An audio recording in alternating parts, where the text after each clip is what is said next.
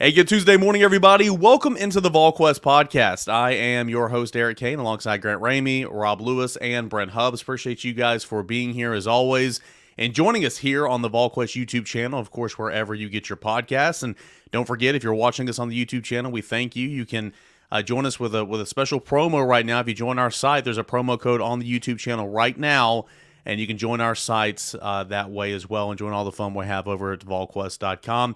Exterior Home Solutions, the presenting sponsor of this show. If you need roofing, siding, a garage, windows, whatever the case may be, Exterior Home Solutions can get you covered. For a free estimate today, give them a call at 865-524-5888 or online at exteriorhomesolutions.com. Got a lot to get into today, but first let's talk a little basketball. Of course, Tennessee basketball, Rick Barnes trying to assemble his 2024-25 roster. It is almost complete. There is one more spot that's being held out for a potential shooter, and at least that's the biggest fish out there right now. We'll see what they do later in the summer. But Chaz Lanier, Elite G League camp is over and done with. Rob Lewis, what is next for Chaz Lanier and his timeline in regards to Tennessee? Well, I'm sure. I mean, he would hopefully, from his perspective, like to get some, individual workouts with NBA teams or small group workouts with NBA teams. But Grant, what's he get? The 29th. So we're recording this on the 13th. He's got 16 days. Is the 29th the deadline to pull out? I believe that is the deadline. He played a couple games at the camp. I think he scored 5 points in each game. I think he maybe played 33 minutes or so. The one person I talked to that watched the game said basically he's not ready to be a pro, which is great news for Tennessee. I mean, he's still going to go through his process. I think the next kind of order of business is going to be trying to get official visits scheduled. And obviously, as of this recording, Tennessee doesn't have anything scheduled with Chaz, but they're going to be trying to get something scheduled with Chaz as soon as possible, as I'm sure Kentucky will be, as any other team that's interested is going to try to get him on campus. Or teams that he might be interested in terms of his do not contact tag or however all that stuff works out. But I think he measured in pretty well. I think he's like 6'3", 3/4 without shoes on. I think he had a 6'9" wingspan, like a 36 vertical, 30 standing vertical. So he's probably a really good athlete. It's just hard to – I didn't watch the games. I think it's hard to judge based on box scores in that kind of setting because everybody's trying to prove themselves as a they're playing for 5 invites basically to the draft combine, which Chaz did not get one of those 5. So the box score was not overwhelmingly great for him, but I think it's kind of hard to judge that based on that camp setting. But it's good news for Tennessee because it looks like he needs another year of college basketball. He needs to go somewhere and be a star to raise that draft stock. All right, let me ask both of you guys this because I don't understand exactly how this works. I didn't mean to interrupt you there, Rob, but if you don't go to the combine, can you still get? Is it realistic to still get a private team workout, or because there's only 2 rounds of the draft, only combine guys ultimately end up with private team workouts? I have no idea the answer to that question. You guys might not either. I've never kind of followed anybody through this G League experience.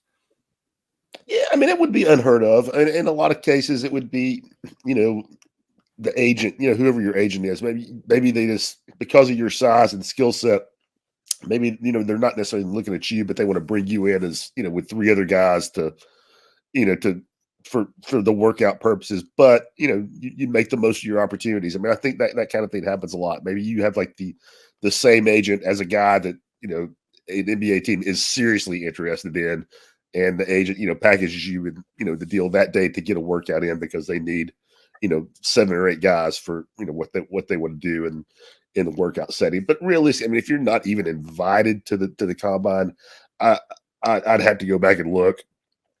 But I would say there are few, if any, draft picks other than maybe like some Euro guys who weren't on the list. And I talked to a couple of guys last week who have worked in the NBA front offices for a long time, and they say this,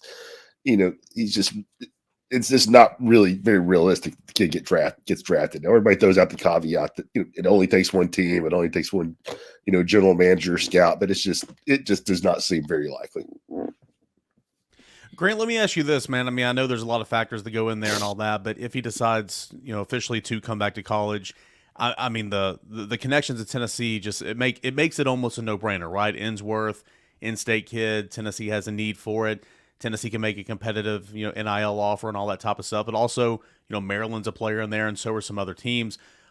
Is it from just a fan's perspective, it just makes too much sense. But what are some of those factors, along with name, image, and likeness opportunities, that would hinder a guy like Chaz Lanier from maybe picking Tennessee, which, in my opinion, is the obvious choice?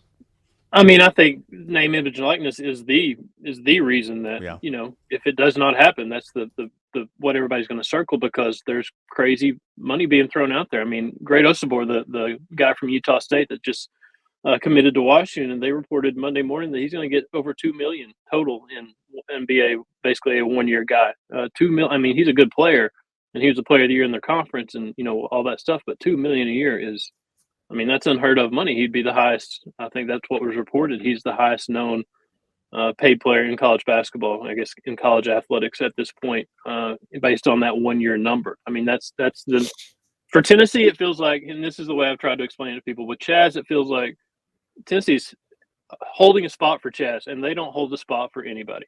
They didn't hold a spot for Tobe Awaka. A year ago, they didn't hold a spot for Josiah Jordan-James. He was going through this process. They were ready to move on because they thought he was gone. With Tennessee, it feels like the puzzle is put together and there's one missing piece.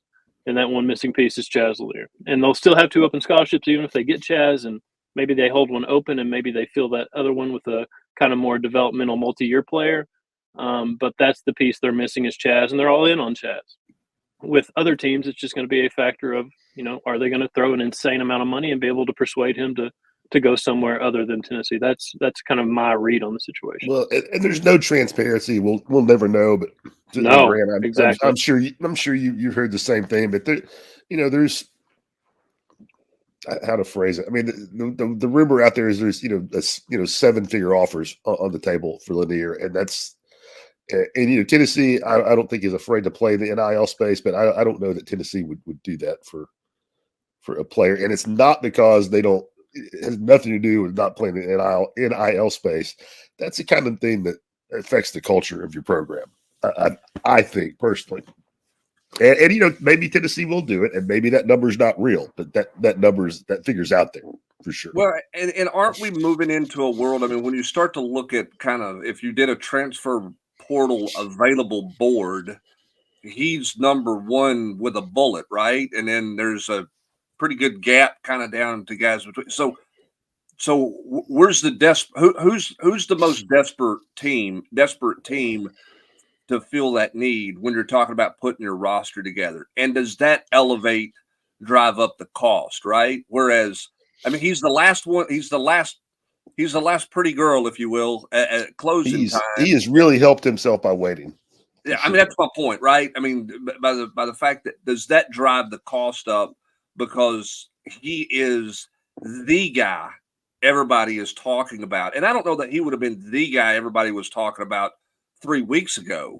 Certainly was a good guy. It was a good player that people were interested in, but Tennessee fans were interested in because of the tie to Nashville. But is there more opportunities for him to make big time money because he's the single guy left?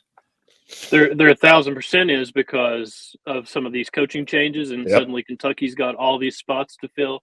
I mean, it is a little bit of a perfect storm. I don't know that his agent planned it this way, but it is 100% where he is one of the best players, if not the best player in terms of numbers and stats at his position, in terms of scoring, productivity, efficiency, the way he shot the ball. Synergy Basketball had him as the most efficient scorer in college basketball last year in terms of points and the number of possessions he had per game. So that's what everybody's looking for. And when it's the University of Kentucky that's looking for it, and they're as desperate as they are to fill spots, it's because there were a lot of other good guards in the portal over this cycle. They just happen to all be gone now. And here's Chaz. He waited to get in, and now the timeline is sped up so much because you're trying to move a little bit faster and get these guys in before summer workouts begin, that it's all compressed and people end up throwing money at kids and trying to get them in their program. So that's definitely a kind of a perfect storm of events where it's definitely worked in Chaz's favor. And I'm going to ask this one too. Sorry, Eric, unless we need to move on here. I did want to ask one more thing. John Calipari talked about not having a full roster at Arkansas, that there's talk out there that he might not go with a full roster and maybe that's a shift in how he is going to do things. Is that realistic that teams are going to be 2 scholarships light just to help the culture and just to help the management of your NIL and kind of where you're putting your money in? Or is that just Don Calipari making some headlines? I don't think it'll be universal every year, but I would, I would hazard a guess right now that it'll be more. You'll see it more often than you do now. I mean, I just think it's maybe. First off, I think maybe with the transfer portal, it's not as much of a priority to add those back of the end, multi-year developmental guys, because you could go out every spring and, theoretically fill a need with a ready-made, veteran. And also, I mean, I think kids are, if they're willing to bet on themselves and just want to go somewhere and play, that, with all the freedom of movement, the fluidity, they can, go to a lower tier school and then, knowing that if they develop and take advantage of the minutes they get, they can move up. So, I don't think you're going to sit here. I don't think we're going to sit here every May where Tennessee has 3 open spots, but I don't think it's going to be unheard of for, to go into the summer with 1 or 2, unlike in the past. I think the label I would put on it is experimental, and I think it's maybe specific to Arkansas, and because of the insane number of spots they had to fill because of this coaching change and the timing when it happened. But I do think it would be wise to leave at least a spot open, just to have a little bit of wiggle room and to leave yourself a chance to do whatever you need to do if something does become available, at whatever point in the year. So again, kind of as we transition, the timeline, I guess, for Chaz Lanier is he's got to make up his decision. Hey, I'm going back to college. Okay, he's going to then take some visits. Tennessee's going to likely be in one of those, and then of course this is about a 16-day window. So at least this week, next week, things should start moving in that direction. Correct, Grant? You would think so. I mean, he's got to pull his name out by May 29th if he wants to play college basketball next season. And then I'm not sure what a deadline would be in terms of when he wants to get something done. I mean, players get on campus in May. New players at new programs get to campus and enroll usually in May, and they go through basically full summer workouts where it's almost like full practices. I mean, it almost feels like it's year round. So you want your guys in there for the summer to start heading towards the fall and getting stuff ready. So timing wise, you would think he would want to do something this month. But I'm not sure any hard deadlines beyond just pulling his name out by May 29th. We will see if Tennessee can get that final piece of the puzzle, and we think it's going to be a pretty good roster next season. And with Chaz Lanier, it could be really great. Of course, Rob Lewis, Grant Rain will have you covered over here at Volquest.com through the end of this cycle for Chaz Lanier. Let's shift gears here. Let's go to football, a little topic that I had fun with on one of my podcasts over at Locked On Vols. Been hearing it talked about on radio stations. I mean, it's May, guys. Let's call it what it is. But it is a good conversation. The ceiling and the floor. What we think the ceiling is, best case scenario for the Tennessee Volunteers football team this fall, and then ceiling or floor, worst case, if everything goes wrong. What do you think those record-wise, those scenarios, Brent Hubbs, what do you think Tennessee, if everything goes correctly, how good it can be, and then if everything goes poorly, how bad it could be? Well, I mean, I think they have the potential, if everything goes well, to be a playoff team, playoff caliber team with the expanded playoffs. That's your goal, what you're trying to get to. Now that encompasses, obviously getting terrific play at the quarterback position, which is paramount for anybody out there. I think if you look at the playoff teams, nobody's playing with an average quarterback. Everybody's playing with a really effective quarterback. So, I mean, it would start with quarterback play. Then obviously you got to stay healthy. Those are givens. So that would be my ceiling. The floor would be, I mean, I don't know what this team looks like if Nico is not out there.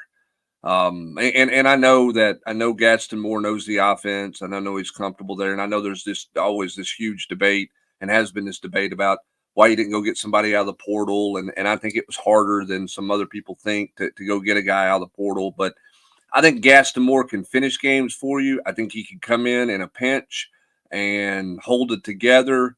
But if there was something where Nico was not playing for multiple weeks, what does the quarterback position look like with Gadsden Moore, Jake Merklinger? I mean, that's the bottom of your floor, in my opinion. I don't know what that record would be because you don't know when that timing would happen or whatever. But that's the one thing you've got to avoid. Now, there's some other injuries that could cause you some problems at some other spots, but that's the one. To me, that's the one big thing, just because of the significance of quarterback play. Yeah, I would agree with you. I think ceiling for this team certainly is a college football playoff team. You look at where you have, and if Nico is who we think that he is, then he's going to be pretty good. And this offense is going to revert back to being more explosive. I'm not saying number one in the country, but more explosive like it was 2 years ago with Hendon and company. You can get after the quarterback with James Pierce and the deepest defensive line group that Tennessee has had in quite some time, and of course might be one of the best units in the country. I like the playmakers on the outside. I like the guys in the running back room. Of course, they got some things to prove. And if offensive line-wise you can stay healthy, I think you're going to be fine there. So I think for sure that Tennessee, the ceiling is reaching the college football playoffs and seeing what can happen. The floor for me, Grant, if everything were to go wrong, like take a scenario like Brent said, if you miss Nico for any points and times, that record for me, I think that Florida's a game you always got to circle just because Tennessee should beat Florida. But for some reason in this rivalry, Florida's always had the edge there. Alabama's a good team. We know Georgia's a good team. Oklahoma on the road is going to be a serious challenge there to begin SEC play. So like worst case scenario or the floor, I'm thinking somewhere around 8-4 for me. But of course, if you miss a star player for an extended period of time, then maybe it's even lower than that. I just think that the floor is higher for this team.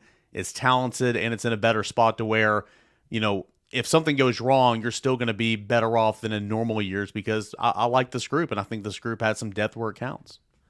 I think Josh Heupel has just kind of raised those floor expectations. I mean, I started following Tennessee football around like covering the team in 2012. So since then, I've seen a lot of pretty low floors. I mean, way down in the basement floors. Really, some bad teams, some disaster scenarios. I mean, like you name it. Like if there are no debilitating injuries, if it you look at swing games like NC State will be a tough test early in the season, week 2.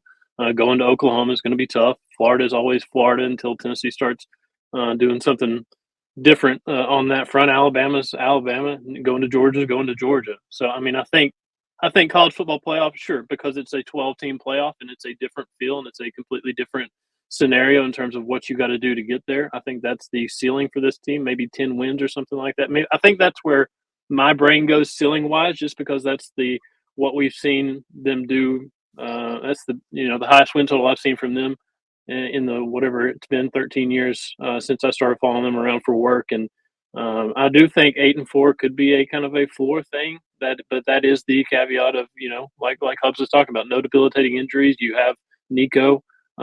People stay healthy. You're not completely bitten by the injury bug at certain position groups, stuff like that. So I think you look at the swing games and everything is going to depend on that. The NC State, the Oklahoma, Alabama, and Georgia, maybe even Florida at home. I think 2 games that really help in this conversation, Rob, when you're talking about reaching your ceiling, is the fact that in just the way the schedule lies out, you do get Alabama at home this year. You do get Florida at home. And yes, we know what happened the last time these 2 teams squared off in Neyland Stadium. Tennessee won. Alabama's got a really, really good college quarterback. Alabama's still got a really good roster despite Nick Saban not being the head coach there anymore. Florida, it feels like Billy Napier is going to be coaching for his life in that brutal 5-game stretch to end the season. And Tennessee comes even before that. The point is, you get those 2 teams, or you get those 2 games at home, and Tennessee plays pretty well at home at Neyland Stadium. And I think that helps in this conversation, whereas you're going to have to go on the road to Georgia later in the year. As Grant already mentioned, you have the neutral site game against NC State, which I think Tennessee should win that game for sure, but it's not going to be a laydown. I mean, it's going to be a challenge. How do you handle the road environment at Oklahoma to be an SEC play? But again, knowing you have 2 of your 3 biggest rivals at home, I think helps in the conversation of saying the floor is higher and Tennessee can reach that ceiling this year in 24. Yeah, barring the injury bug that Hubbard mentioned, I would say I would go 8-4 as the floor. And to me, the wild cards would be Alabama, because you just don't know, what it's going to be like in the year after the legend, steps away. I mean, they do bring back a lot of pieces, but it's still, it's a completely new era. You get that game at home, but that to me is a wild card. I may be wrong in this, oversimplified, but Florida should not be a wild card. I mean, that's one you should be able to circle. No, you're exactly right. I mean, it shouldn't be, But for me, it's I know definitely I know the tortured history. I get it. Yeah, All that. I'm well aware. I've seen it, but I mean, I don't think Josh Heupel feels any of that. I don't think Josh Heupel's kids feel any of that. And I'm just saying, with where his program is at, where Florida's program is at, that to me is one that you got to circle at home. And I mean, you just got to get that one. Long-winded way of saying, to me, the wild cards are Alabama and Oklahoma. I mean, it would be an upset to win at Oklahoma, but it wouldn't be a shock. It's feasible, and you got to beat Alabama at home. You got to win one of those two, or pull the stutter at Georgia. I mean, don't you think 10-2 really has you in the thick of the playoff conversation? Oh, yeah. I mean, maybe a shoe in. Yeah, I think so. I mean, if you're 10-2 with losses to to Georgia, at Georgia, yeah, at Georgia, and then at Oklahoma, maybe.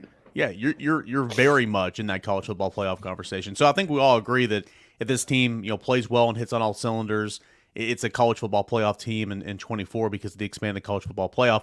Let me take it a step further, and I mean that's the goal. And you always want to be in Atlanta. You always want to have the opportunity to play for a conference title. I mean, I'm not trying to diminish that, but at the end of the day, I'd rather play for a national championship, have that opportunity.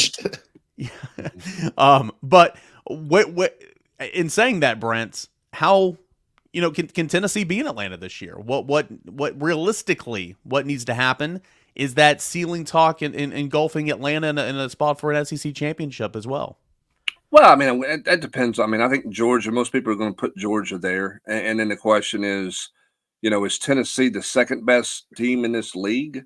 With the schedule that they're playing, do you like Tennessee's chances versus what Alabama's got in front of them?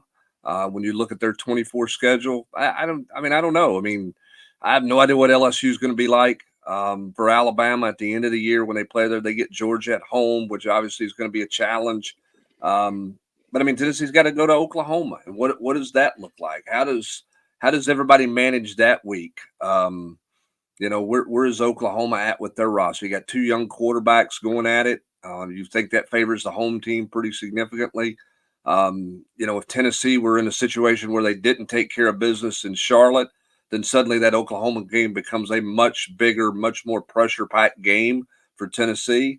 If something were to happen in Charlotte against an NC State team that I don't know that they're going to be better, Grant, but they're going to be different.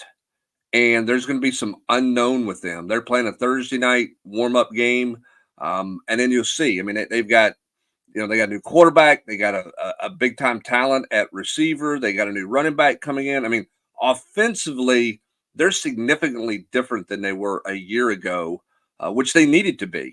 And defensively, they're always pretty salty under Dave Dorn. So I think that's the one that can do a lot to dictate what you're talking about, Eric, and kind of where Tennessee's at. That's when you don't need to slip up in that one. Because if you do, then you put a lot of pressure on yourself moving forward, particularly with that Oklahoma trip coming up after the Kent State game. So can they get there? I mean, yeah, I mean, we've seen anything is possible. It's just a different feel because it's not divisions and it's just the two best teams, record wise, and how everybody else plays their schedule and manages their stuff will be pretty fascinating to watch. I think Georgia's going to be there. And then Grant, I think it's a bit of a toss up on everybody else. I mean, that NC State game in week 2, it's going to be 2 ranked teams. I mean, this is not going to be, is certainly not going to be Virginia and Nashville. Right. And it'll probably feel like a Tennessee home game, I would imagine, in Charlotte, even though you're in the state of North Carolina and you're playing North Carolina State. And if you do take care of business, I think so much swings on the Oklahoma game. And I think it would be so much different if you're playing Oklahoma in October or even November. The fact that you're playing them in Oklahoma's first game in the SEC, and it is Josh Heupel, and he's going to Norman and all that stuff. Like, there's so much.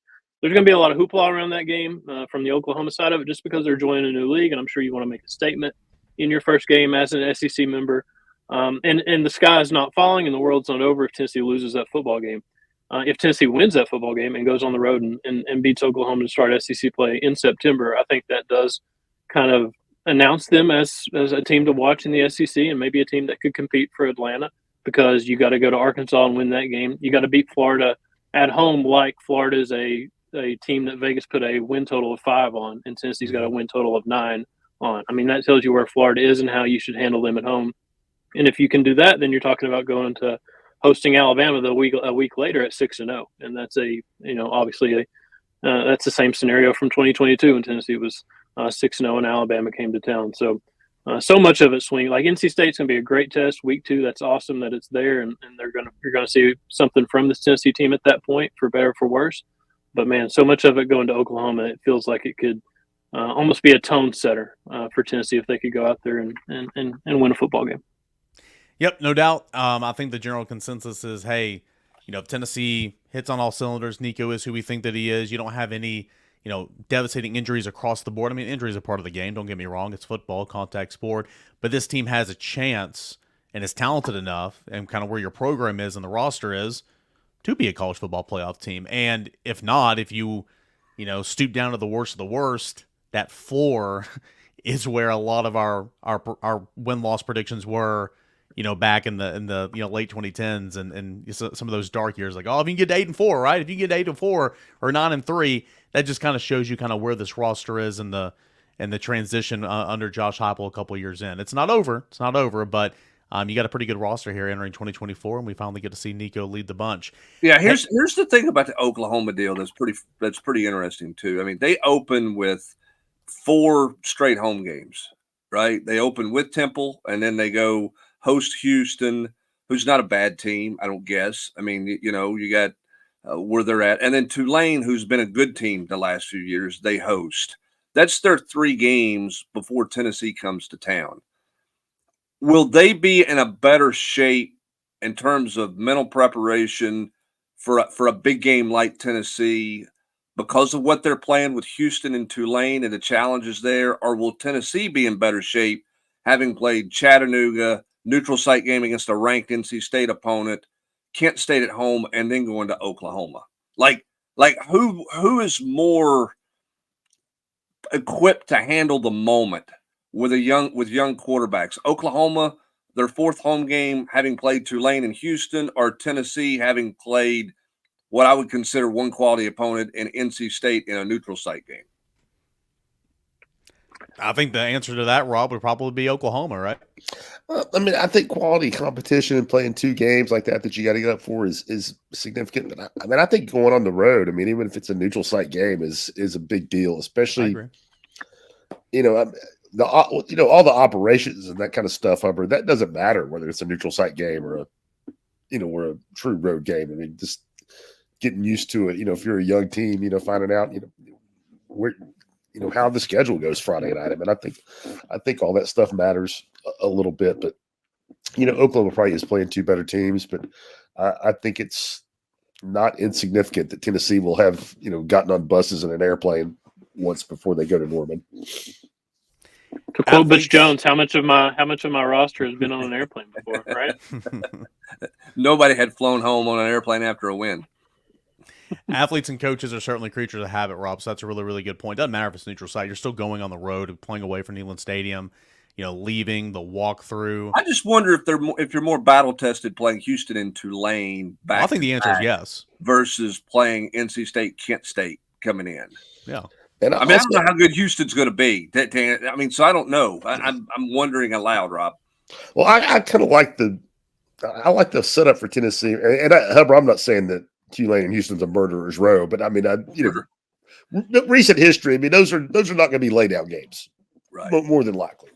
But I like the way it sets up for Tennessee. Is you're going to get tested, and assuming you handle it, then you got a week, off. Not, I mean, you get a really good look at yourself. You find out, what you look like against NC State, and then you have a week where you can, come back and work on, maybe whatever you thought you needed to work on against Kent State before you go to Norman. I like that aspect of it for Tennessee. Got a question for you guys. I want you to think about over the next couple of minutes. What player's stock has risen the most since the end of last football season? A couple names come to mind right now. We're going to discuss that when we come back here on the Volquest podcast. Do want to give a shout out to our friends over at Factor Meals. Warmer, sunnier days are calling. Fuel up with the Factor's no prep, no mess meals. Meet your wellness goals in time for summer thanks to the menu of chef-crafted meals with options like Calorie Smart, Protein Plus, Keto, Factor's fresh, never frozen meals are dietitian approved and ready to eat in just 2 minutes. So no matter how busy you are, you're always going to have time to enjoy a nutritious, great tasting lunch or dinner. Make today the day you kickstart your healthy routine, and there's really no reason to wait. 35 different meal options, more than 60 add-ons to choose from every single week.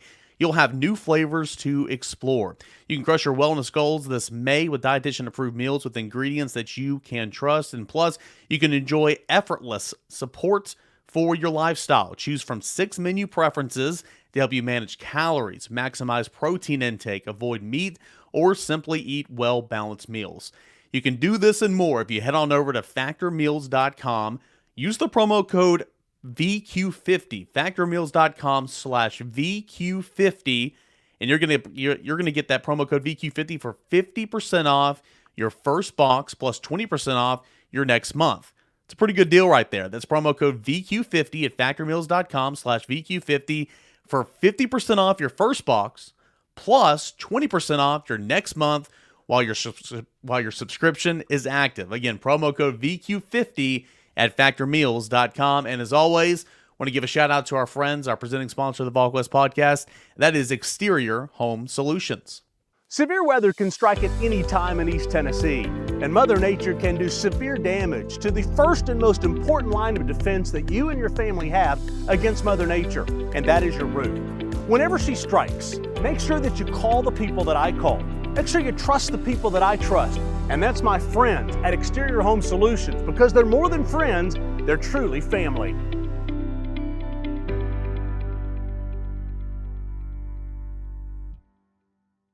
As always, big thank you to our friends Exterior Home Solutions. If you have a need for a new roof, siding, garage doors, windows, deck, whatever the case may be, simple repairs around your home, contact Exterior Home Solutions today, 865-524-5888, or online at exteriorhomesolutions.com. Okay, so another topic I want to discuss here, players whose stock has risen since the end of last football season. So players who have had a good offseason to date, good in the weight room, really good at spring practice. The number one name, Brent, that jumped out to me when I thought about this, and it was kind of a no-brainer, and he's not the only one, but it's Dante Thornton. Dante Thornton was a guy that was a bit of a disappointment his first year over at Tennessee via the transfer portal. Started to come around there once they bumped him to the outside. Play of the year for him on that touchdown in Missouri. Unfortunately, he gets hurt, misses the rest of the regular season. But Dante Thornton's had a great offseason, carried himself really as a wide receiver one in this offense in spring, and he's a guy that everybody thinks can have a big year. So his stock for me has risen considerably, and that's Dante Thornton from the end of last year. Yeah, he probably would be down the list a bit for me when I look at it. I think Jeremiah Tielander's stock is a guy who, the way everybody's talked about him and the opportunities he got, he would jump out at me. The buzz surrounding Bryson Eason and kind of where he is at would jump out to me. And then I think, and I don't know if he'll win the starting, much like Dante Thornton, I don't know if he'll win a starting job. But I think Sham Umarov's stock has to be higher than it's ever been, just because he's gotten opportunities that he hadn't gotten, right? Much the same way Dante Thornton got opportunities this spring with Brew McCoy being out. I think Thornton has helped himself a good deal, but I would put those other three guys right off the top of my head, into that category, particularly Tielander and Bryson Eason. And the Eason stuff's just a buzz from all the coaches and all of his teammates that you hear about with Eason. I mean, I think that counts for sure. Rob Lewis, who would be kind of leading this conversation for you in terms of who you think their stock has risen since the Citrus Bowl? Yeah, I would say Eason, and just like Hubbard says, as opposed to anything you've seen on the field or in spring practice, it's just a kind of a consistent low level buzz. I mean, this guy's really coming on, or this guy's really had a good winter in the weight room. And you see, I'm with you on Thornton, but I also think that part of that is, I think part of that is wishful thinking on a lot of fans' part. But and I mean, just because he was a guy everybody had circled last year, the freak, he was labeled a freak. I can promise you, any NFL scout that walks onto that practice field, Dante Thornton's one of the first 2 or 3 guys that he notices. Looks down on the roster like, who is this dude? Is that Thornton? I mean, he's just different. So, I mean, I think. Not just fans, but I mean us. I mean, we look at him, we're like, he's legit 6'5". He runs like a deer, baby. He's got to be it's just a matter of time. So, but I do think there's something to the fact that, being more comfortable and, being more at ease and, not overthinking things your second year of the program. So I'll be surprised if he's not better. Yeah, that jump from year 1 to year 2 in the offense, we've seen a lot of guys, make that climb and have really, really good year number 2s. Grant, who's in this conversation for you? First name that came to mind is Bryson Eason, just because of what I've heard Hubs and AP say about him. And I guess because of what people talk about that Tennessee defensive line and how good it should be and, how many guys they've got there. And that's just the name that I've heard, I guess, more than I've heard other people talk about, maybe more than others. And honestly, James Pierce, because I didn't realize that he was going to be like top defensive player off the board in the 2025 NFL draft, point. or maybe even the 2024 NFL draft. Like, nobody's sleeping on James Pierce, and I watched him have that breakout sophomore season that everybody else did, and the numbers are insane, and 16 quarterback hits and whatever, what it was, 10 sacks, and I don't even remember how many tackles for loss. Like, he's an elite pass rusher. I just didn't realize that, how long has it been since Tennessee football had somebody that you're talking about in May as a top 5 pick in the following NFL draft, maybe the number 1 overall pick? I mean, he's been mocked in the top 5 by multiple outlets. Like, that's what people think about him. And I didn't realize, I realized he was good. I didn't realize he was going to be projected that highly this quickly after that sophomore season. Yeah, I mean, you're probably thinking of 2 guys in that scenario. What, Rob, Eric Berry and Peyton Manning? I would say Eric Berry's the only guy I could think of. When you're talking top 5, I mean, that's rarefied air, and especially when you're talking about this early. Right. I mean, Garrett Barnett, after, he set the school record for sacks as a junior, he's probably, let's say, consensus top 10 guy. I don't think he was a top 5 guy. And he wasn't. My thing is, it wasn't that in May. No, not in May. Like I say, after he broke Reggie White's record. After that. Go ahead, Grant. Sorry. I mean, this is 1 year of James Pierce doing this. This isn't like 3 or 4 years of him doing this, and he's going into his senior year, and he's projected to. I mean, imagine if he puts together a junior year that's even better than his sophomore season. I mean, what those projections are going to be like when this is the starting place. Imagine where it could go if he has another season that's equal or even better than that sophomore season he had. Grant, I think bringing up James Pierce is an excellent point because when you think about stock, you think about drafts, and I mean, literally, he's been the talk of the 25 draft class the last couple of weeks, and Pro Football Focus has been so high on him. I mean, multiple different way too early first round mock drafts have him as a top 5. So just in terms of, he was so good last year, but seeing his stock risen on a national scale, I think that's a really, really good point with James Pierce. Anybody, Brent, you mentioned, of course, Eason and T-Lander. Anybody in the back end? I know it's still very much figure it out mode. It's a whole new look. Anybody in the back end that you feel like their stock's risen a little bit over spring practice? Yeah, I mean, the transfer stuff, with those guys coming in. But I mean, I think that you thought McCoy was going to be a plug and play guy when you brought him in. I mean, I would put, I guess if I was putting anybody in there, I would put Boo Carter, because Boo Carter's just made plays. You keep hearing about him. It's kind of like Mike Matthews on offense, right? We don't talk about Mike Matthews because you got all these other receivers that you're talking about too. But all Mike Matthews did was score a touchdown in every scrimmage they had in the spring. And he's a guy everybody talked about. Boo Carter's a guy that everybody's talked about making plays. I mean, how many coaches went to the podium and talk in the spring and talked about Boo Carter just as a guy who makes plays, right? He's just a football player. And so, I mean, if I were looking in the back end, I would say Boo Carter. But then the question every Vol fan asks for that as well, they're really going to play him back there? If he's a freshman, is he going to get on the field?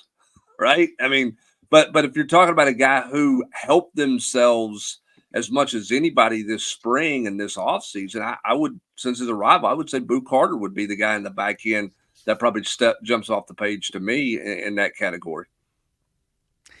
Has Nico's stock risen at all from things you've heard? Of course, he backed up Joe Milton last year, started the Citrus Bowl, had a really good game. The way he carried himself, the way he carried this team and this offense over spring practice, because expectations are already really high, and there's always a lot of good thoughts and belief in him. But Rob, would you say that Nico's stock has risen at all over the spring?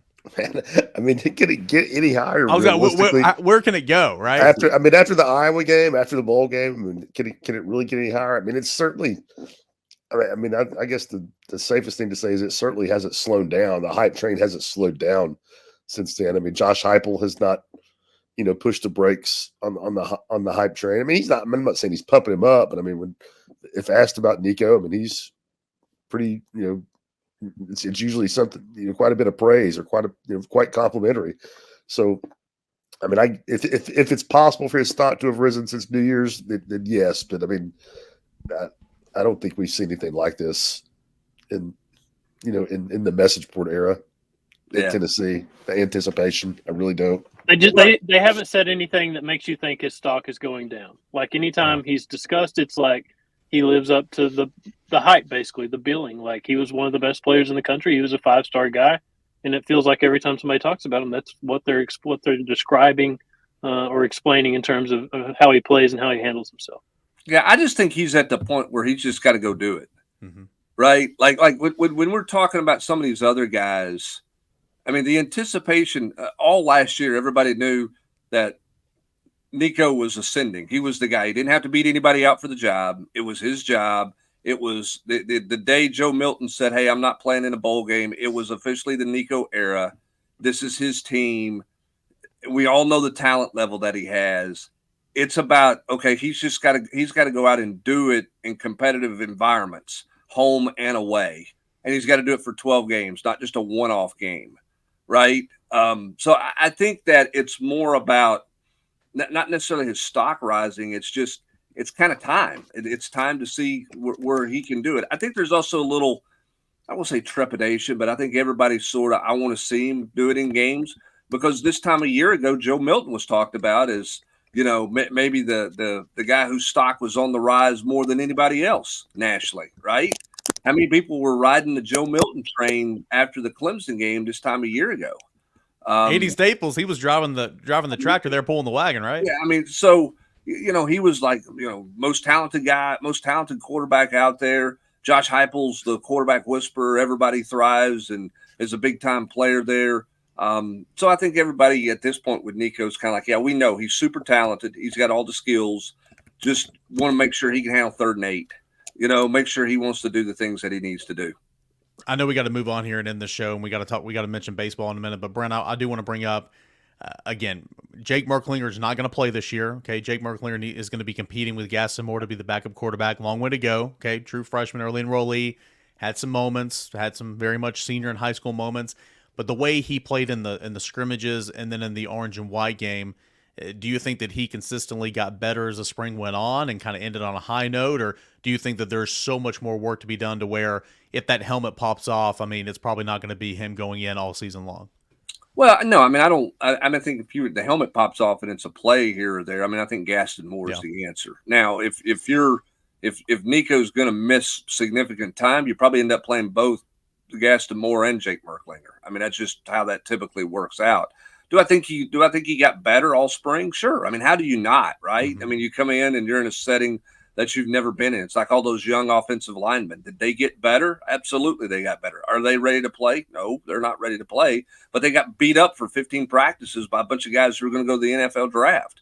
And so, yeah, I mean, I think his stock has gotten better. I don't think he's close, to being ready to play. But again, if you get into a situation where you're looking for a quarterback to do something other than go in while you're, a guy's got to come out for a helmet or he's got to fix his shoe or tape his ankle, then, you may see Jake Merklinger because you're trying to figure out how to manage games. But, I think the whole thought process with Jake Merklinger is just grow and develop moving forward. And this is a developmental year, much the same way it was for Nico a season ago. Yeah, that pace is right on schedule. It's not shouldn't be more or shouldn't be less. It's right on schedule. All right, out the door here. Let's talk a little Tennessee baseball. Number 1 ranked Tennessee Volunteers in the nation again Monday morning, according to D1 Baseball and the other polls. Wins their first 2 games at Vanderbilt. Wins their 8th consecutive SEC series. Vanderbilt on Sunday actually snapped a 9-game losing streak to Tennessee.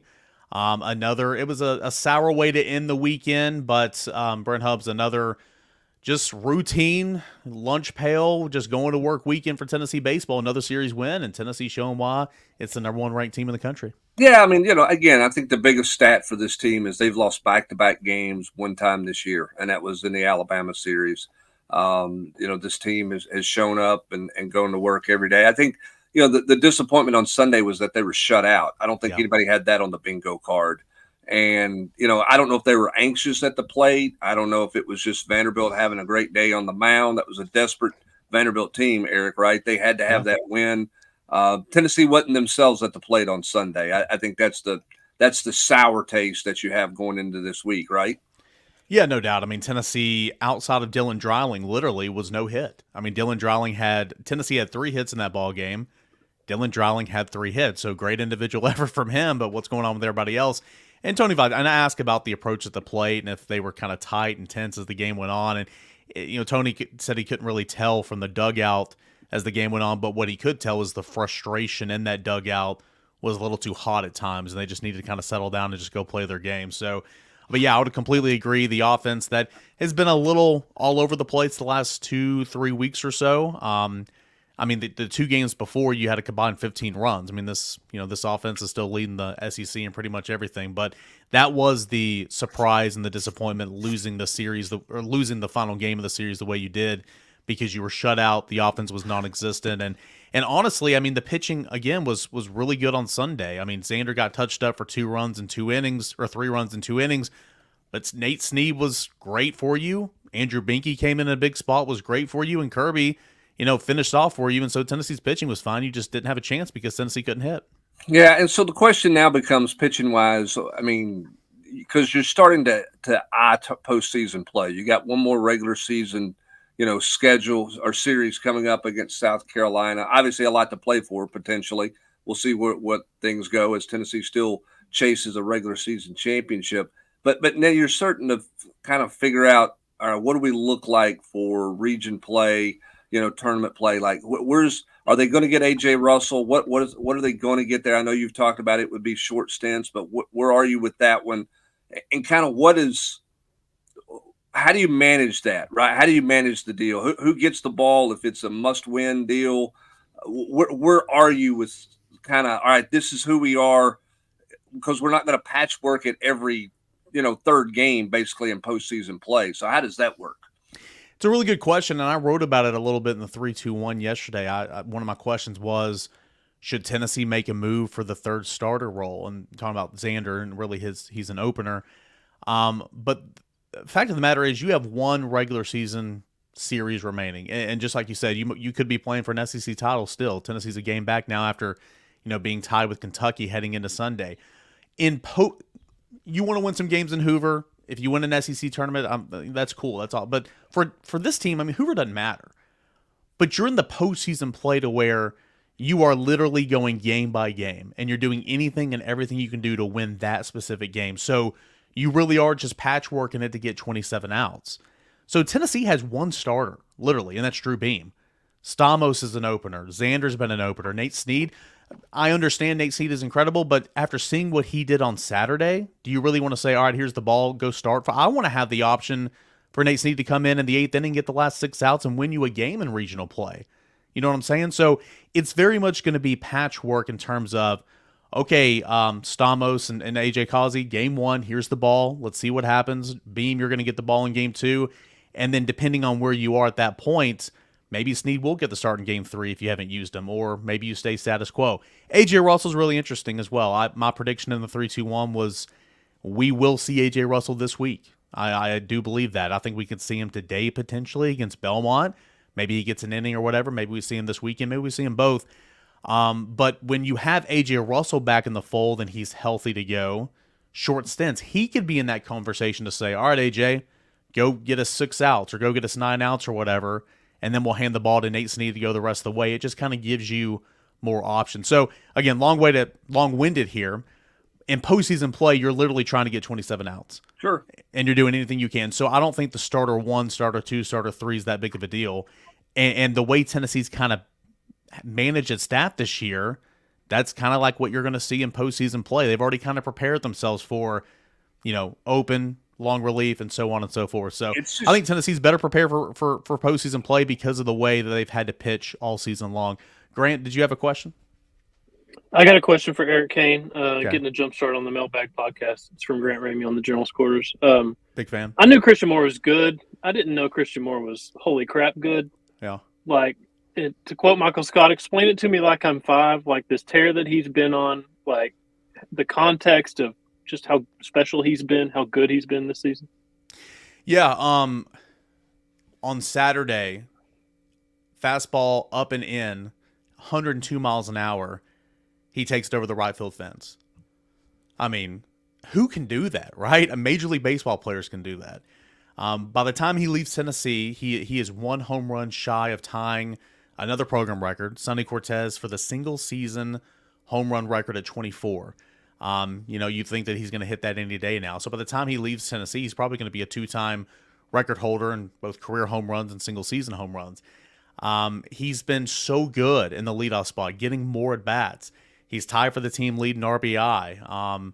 His at bats have been deep and lengthy, and he's been giving his teammates a chance to see the pitcher in the first inning. He's just been everything you thought that he would be at this stage in his career, and his defense is coming along. Again, he's not going to win any Gold Gloves. He never will, at least at second base. But he's not a liability in the field. He's just been on a tear. He's been incredibly fun to watch this year. He's matured both in the game and off the field, and I think that's helped them a lot. So he's been fun. And when Tiers has taken a step back, when Burke has taken a step back a little bit, man, him and Dylan Dreiling have just been steady at it the entire time. And we're seeing one of the best seasons, in my opinion, of a Tennessee baseball player in Christian Moore. And so hopefully he'll have a couple more fireworks to go throughout the rest of the regular season. But Brent, he's been phenomenal, that being Christian Moore. Well, he's exactly what you want college athletics to be, and Yeah. what you want sports to be. And I know that's hard in this day and age with all the transfer portal moving around. But he's a guy who was very talented when he got here, wasn't ready mentally to play, wasn't focused on the day to day and understanding the grind. The program helped him mature. His older teammates brought him along. The coaching staff did a good job with him, keeping him engaged at a younger age to keep him building in the right direction. And now he has ascended to be the leader of this baseball team, one of the leaders. I mean, it doesn't take long to listen to Tony Vitello and understand the respect and the admiration he's got for what Christian Moore has done. That's what you hope that happens in college athletics. Those are just becoming more and more rare as you go. But he's exactly what you want. He's a guy who really talented from the get-go and has built himself through the help of his teammates and coaches into a Major League Baseball prospect. Yep, he's been phenomenal. He will be drafted this summer, and there's about 5 or 6 other Vols that'll be drafted alongside him as well. He'll play corner outfield at the next level, in my opinion. I don't think he's a second baseman, but he made a really good play the other day to strand a runner in scoring position at second in an inning. So he's he's just been really, really fun to watch. And that swing you're talking about, the home run, the 102 up and in, that was a game-changing swing. It wasn't like an 8-0 lead or a down 8-0 or whatever. Like, that was the swing that changed the game, right?